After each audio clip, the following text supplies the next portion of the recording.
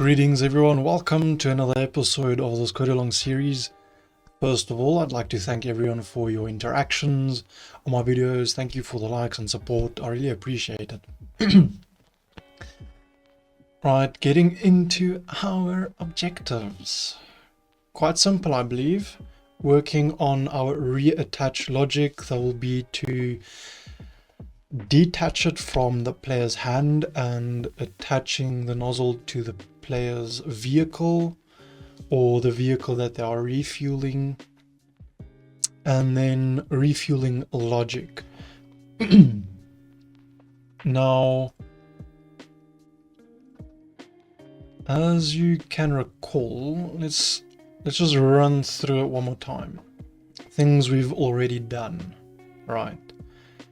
In grabbing the trailer nozzle, what we did is checking if we have taken a nozzle or holding a nozzle, and we loaded an animation dictionary to kind of take the nozzle from the pump or the station, if you will. We created the nozzle, and at some point we created a rope or a pipe and attached the station to the nozzle. One thing we haven't fixed is attaching the trailer to the nozzle, and that might be something we need to look at in the future. I don't want to waste too much time on it, so today I want to work on attaching the nozzle to the car, and we'll attach it to a bone. Right, now in our threads, I remember somewhere we declared our bones, and that is here in our threads. I just want to copy that, right? And I actually want to send this information right to the top so that our entire script, our entire client main can use these values. The reason for it is because of this. In our set nozzle to vehicle function, we want to detach the entity, right, from our player's hand and then reattach it to our model with a certain bone index. Okay, now I don't know why I changed that to bone index. That makes no sense to me. I was probably in a hurry and not thinking straight. Okay, so this is basically the attach logic, relatively complete, I believe. Spawn position is a vector 3 of spawn position. Okay, get closest vehicle to the spawn position.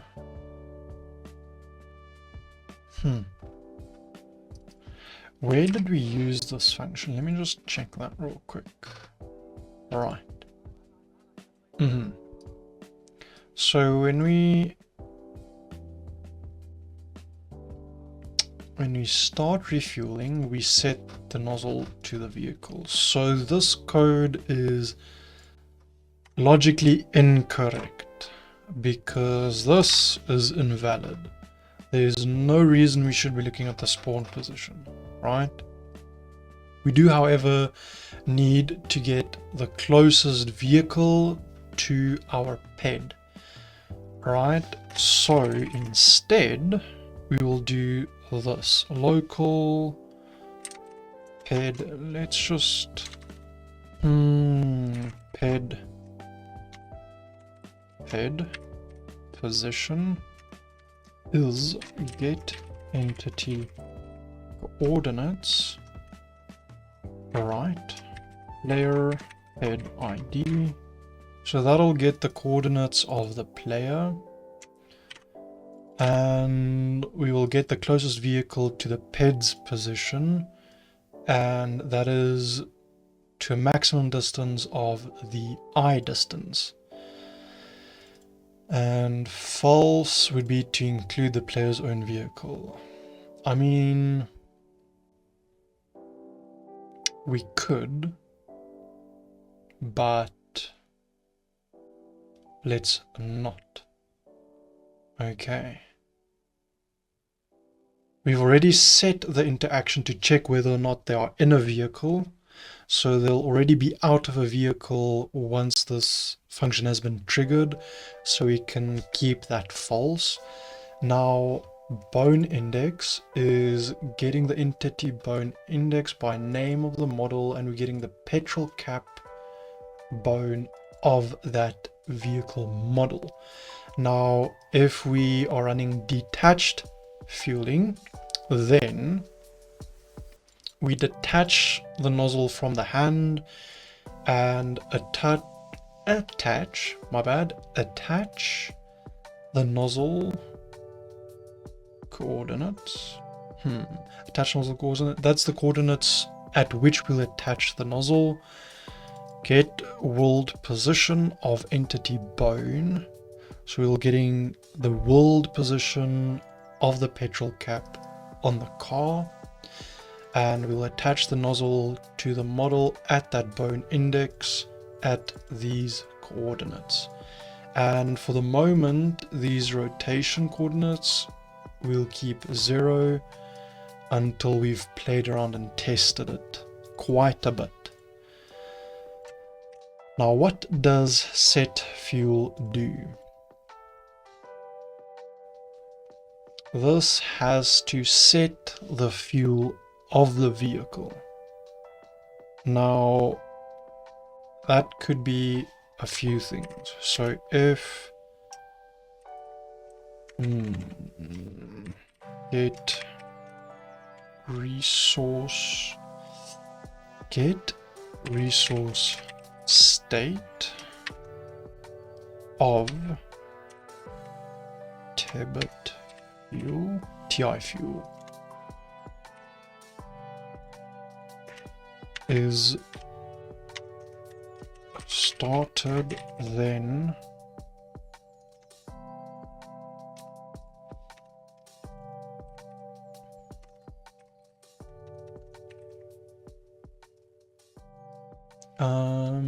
actually let's look at our config. Did we give the people an option to select their own refueling event?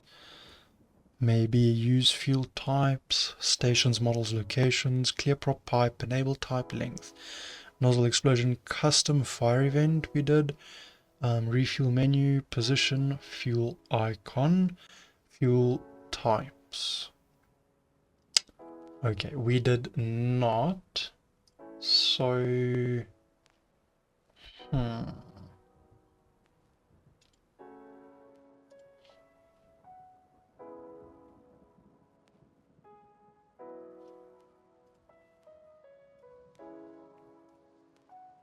right, let's look at our natives and what we've got at our disposal. I'm thinking I want to use natives because...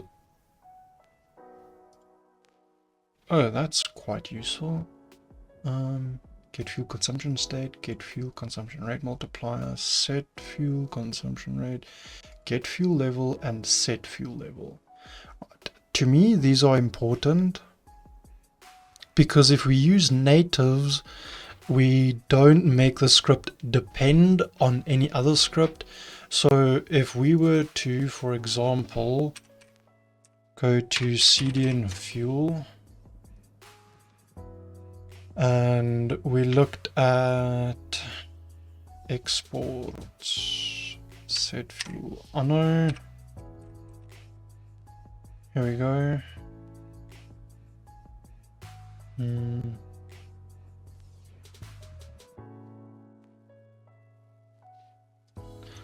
Okay, let us do this. I want to go to legacy fuel because I've already got it installed, right?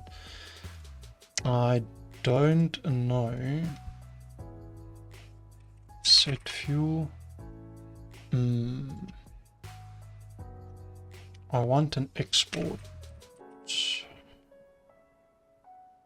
Okay, server exports still cubicle.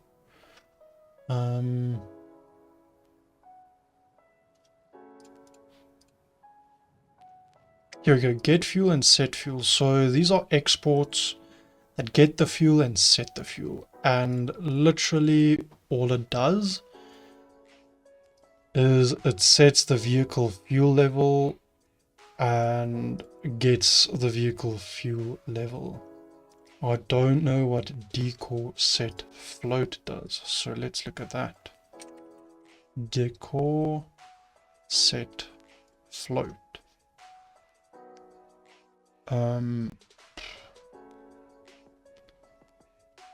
Entity, property name, value. The vehicles, fuel decor, get vehicle fuel level.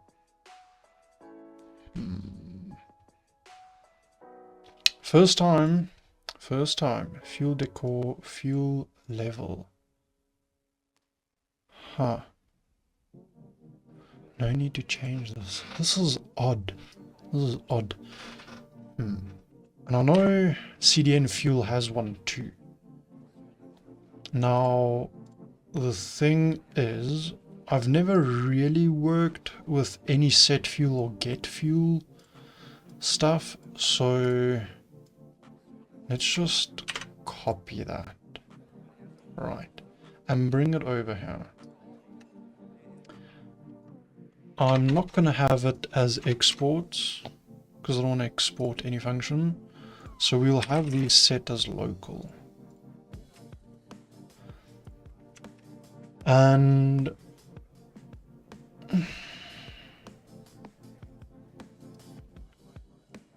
we don't care about that. We'll just set the fuel and have that be that.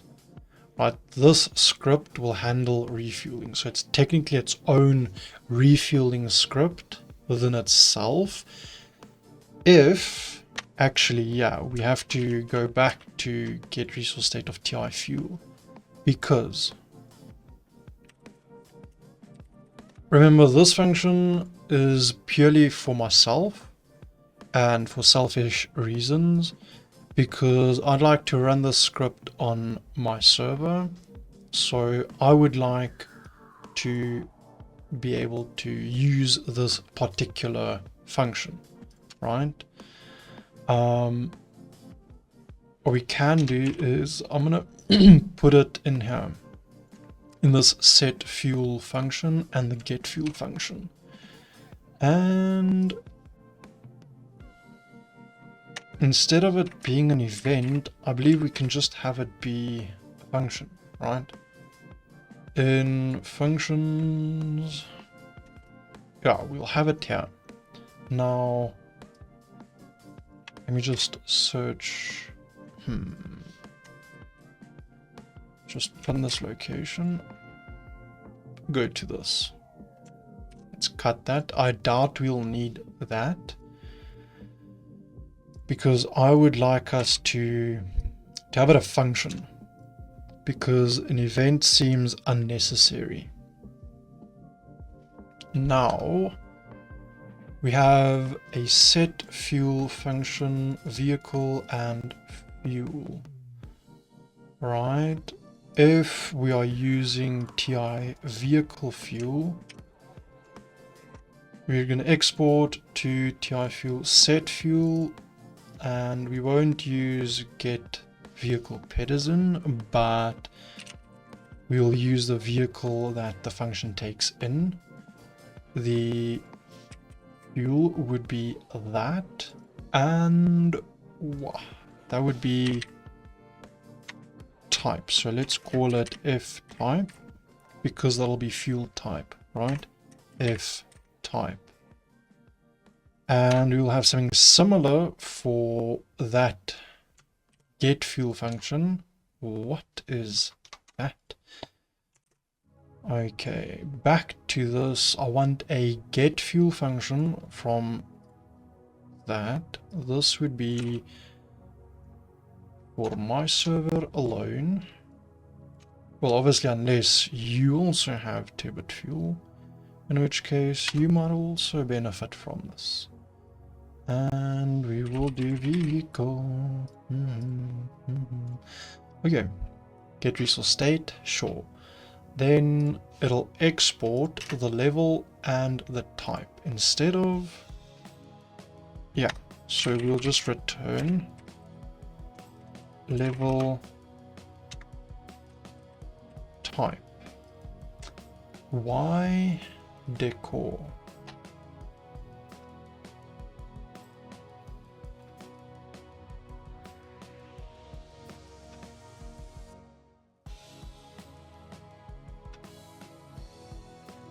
Doesn't matter, and we'll also return it RON 91,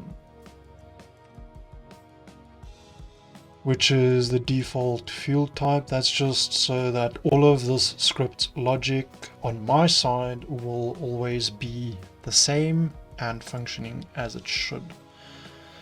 Right, if we are using TI fuel, we just export set the fuel to whatever. If, well,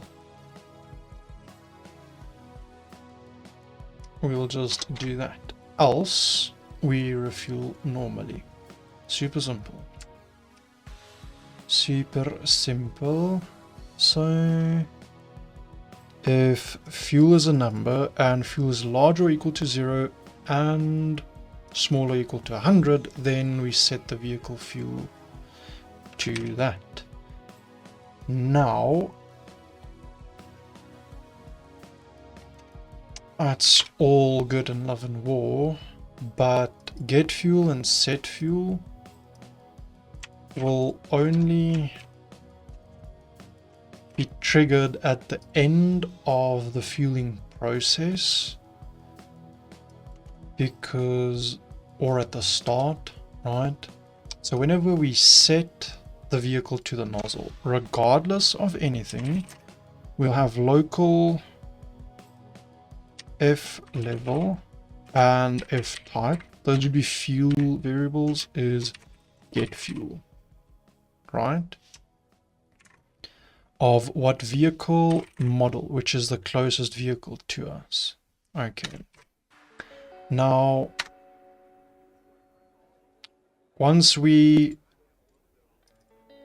trigger this event, I actually want to try something. Let's do refuel. Okay, we don't have it yet. What I'm thinking is I change the name to refuel. Why, you may ask? Because in here we can then create thread would contain a function end. Just out of habit, we put a weight of 0. Now I'm between two minds. Is the client going to handle the refueling process, or is server side going to handle it? I don't think the server has, yeah, not Tebet side, and I don't think, yeah, no fuel script over here. So let's handle it client side. What we want to do is create a timer, so we will repeat it. So while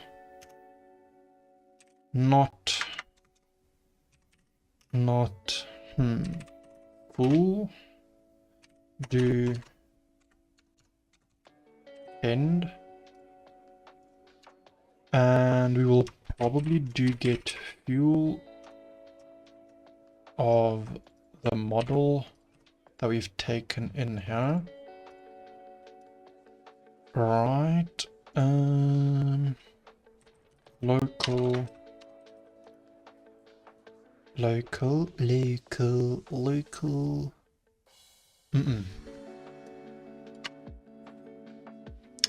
While not full isn't a bad idea. Local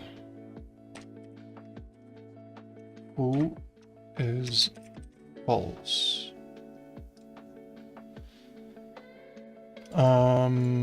I guess we take in if amount is the amount of fuel we have to put into the vehicle, right?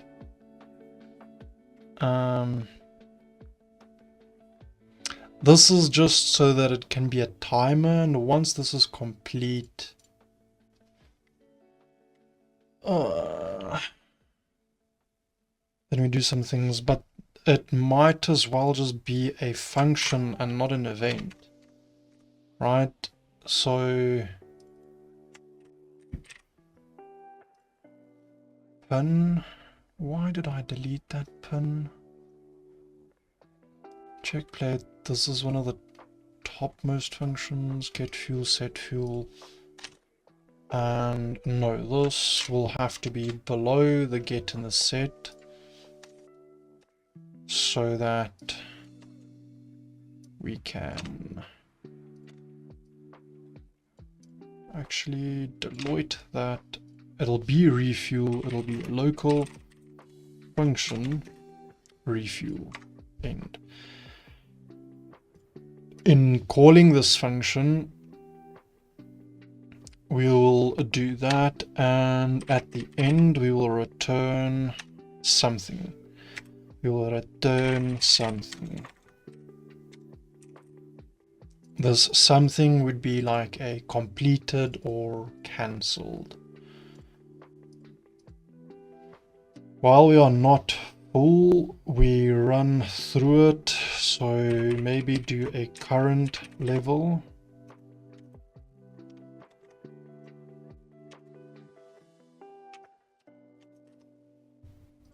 I'm just thinking of ways that we can do it, right, where we can also current level 0. Where you can also like feed it back into some UI. Let me think here. So we're not gonna trigger an event, no. You're going to refuel. Maybe let's just call it timer,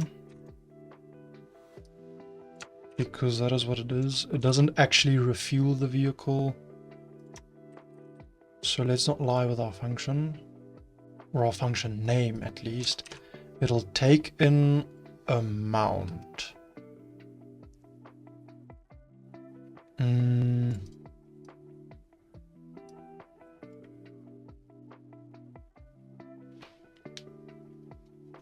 Okay, actually, this should play an animation, and the refuel timer should not be in the set nozzle to vehicle.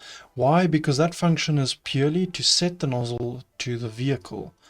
And when we start fueling here, we do refuel timer, right?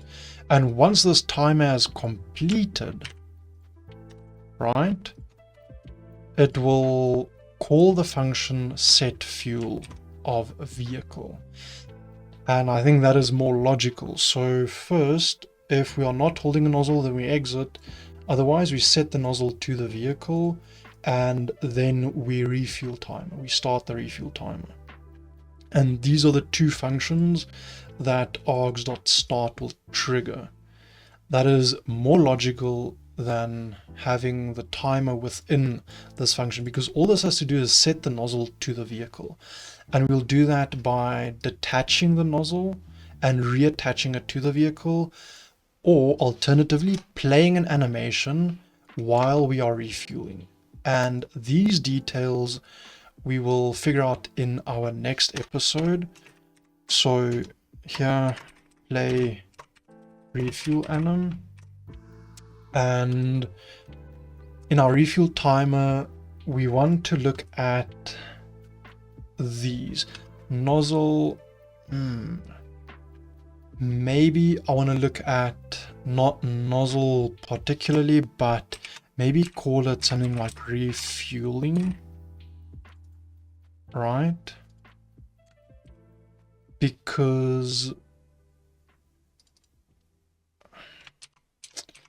I don't know, I just want it a bit more general so that I can add more variables to it, like refuel, refuel time,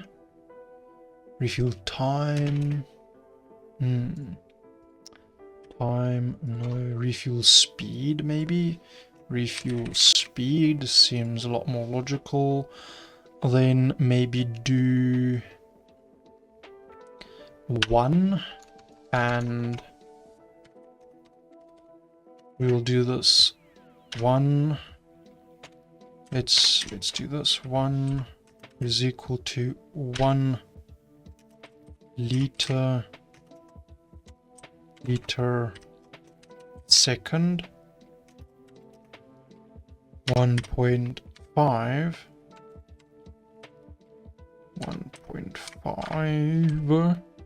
is 1.5 liters per second. So this will technically be a multiplier in a sense. However, we won't multiply with it, we will technically divide by it, because our local multiplier would equal to the difference between 1.0 and config dot nozzle dot refuel speed. The reason we do it this way is if we have 1, I should actually make it a positive number. How do we do that? Lua convert any number to positive. Actually, it is just how to get the absolute value of a number in Lua. Okay, because absolute value, fantastic, abs. I thought so. And then this is just the absolute value of that. Return the absolute value of a number, normal numbers as well as big numbers. Fantastic. Lua mathematical library, math.abs. We'll probably have to use math.abs. There we go. Math.abs, so that'll get the absolute value. So whether or not the number or the answer turns out negative, we will always use the positive version of it. So 1 minus 1.5 in our second example would be minus 0.5, and that'll give us positive 0.5 if we take the absolute value. So that'll be our multiplier. And in our weight, we would have 1, 2, 3 for 1 second times our multiplier. Why? Because if, well, what if our difference is 0? That's a good question. If multiplier is null, and let's just do 0, then multiplier is 1. End. So we should actually do 2 things. Our multiplier should actually be 1, and that should be difference. And if the difference is 0, then our multiplier is equal to 1.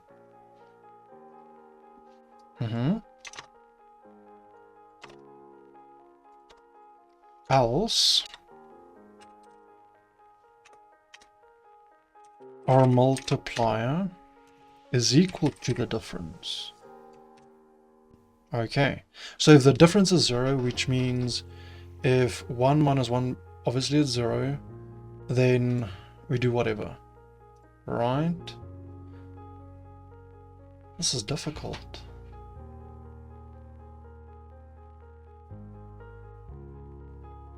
I'm just thinking now, what if the person elects to have a 0.8, for example? Then what'll happen? It'll still remain 0.2. So it'll still be quick.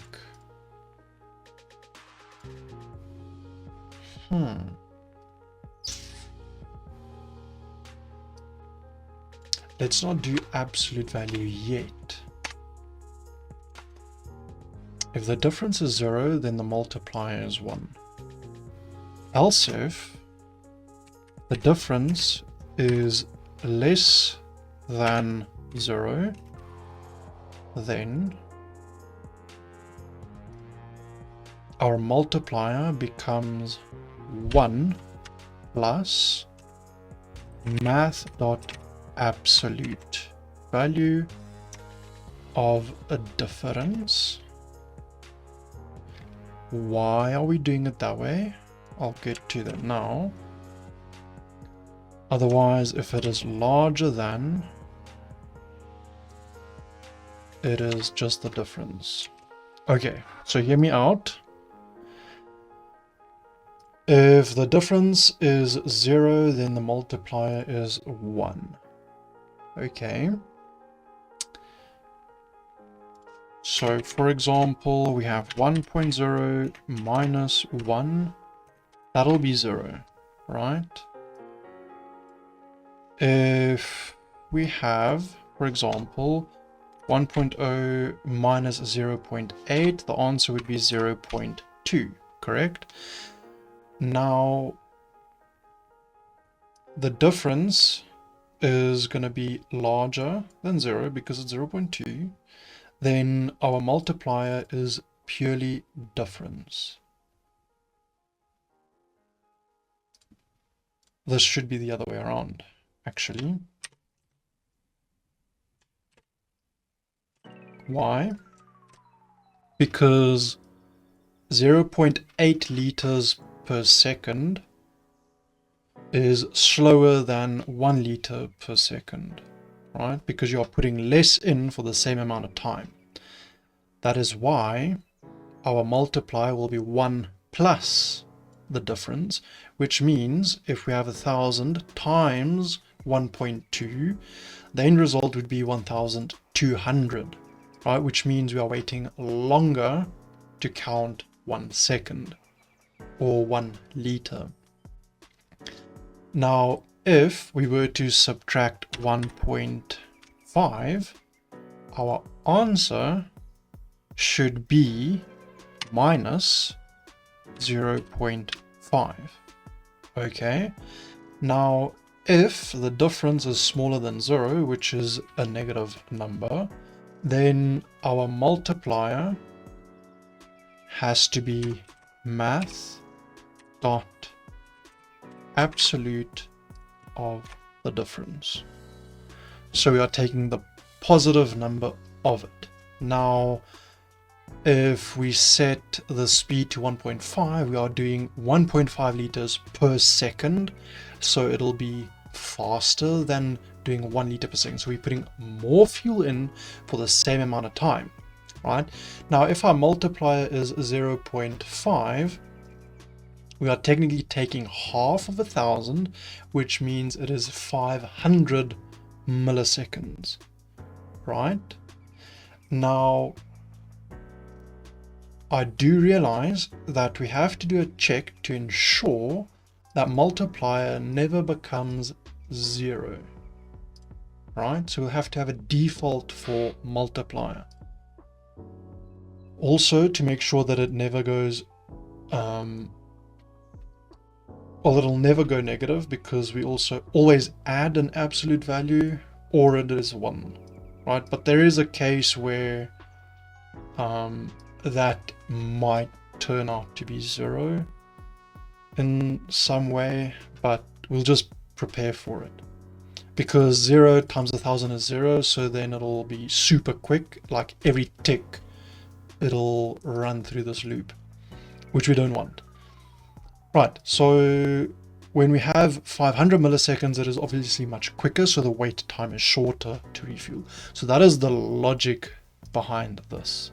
I'm not sure how other scripts handle it, but this is how I want to handle it, because in this way, we could at some point probably display some UI on nozzle just to indicate like the fuel running, so that there's visual communication between the script and the player, so that they actually know the car is refueling. What we can also do is, instead of returning something, we could just set fuel, right? That is also an option, but this isn't super clever because you're trying to call all of this every second or half a second. But I think that might actually be the game plan, because let's say you cancel the refueling at some point. What then? Right? So I think let's do it that way. So we'll set the fuel. Refuel timer. So obviously we will need the model, the fuel amount, and the fuel time, right, for refuel timer, because it has to send all of these values to that, but it'll have to send the current level, right? And in this whole thing, we will probably have to get the fuel, right? Get fuel of the model. Local level and type is get fuel, right? So once we start the timer, we get the fuel type and level, and then we'd be like, hey yo, current level is what level, right? Now we're gonna wait. Actually, we won't wait there. We will set the fuel to the current level. No. We're going to change the current level and set it to the current level after we have waited the allocated time. Right? Local full is false, while not full, do whatever. Right. Now we're going to see if current level is 100, then full is true. End.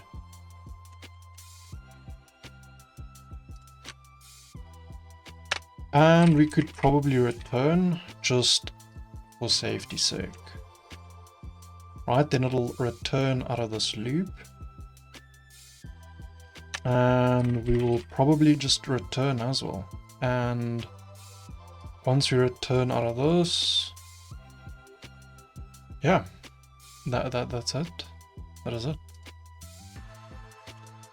We don't have to return out of it, because every time this gets called, it'll just set full to false, and then it'll run through that. While not full, yeah. But it'll only get triggered when you trigger the refuel timer, so it should be fine. Should be fine. Right. So basically every second we will set the fuel of that vehicle model, and we'll also set the fuel type. executing these functions, so it'll trigger either an export or that particular natives. Similar with get fuel, it'll get these things, and yeah, that should actually do it, to be honest. And yeah, we could just cut that after we set it. We could display a little UI thingy. So that's pretty cool. Sorry for this episode taking a bit longer than usual, but I do think it is important that we at least finish the idea that we started with, so that we don't leave, you know, in an awkward spot or whatever. But yeah, that is it for today. I really appreciate everyone's comments and interactions on the videos, right? In particular to a specific person, you know who I'm talking about. Thank you so much for your continued support and interaction on these videos. I really do appreciate it. And in some way you do contribute to my motivation towards these videos. So thanks again. And yeah, if you require any support regarding this script or anything FiveM related for that matter, you can find the imagiNix Studios Discord below. And in there is dedicated channels to support specifically to these series, as well as a general support. Yeah, I hope to see you there, and thank you so much for watching. I'll catch you in the next one. Peace out.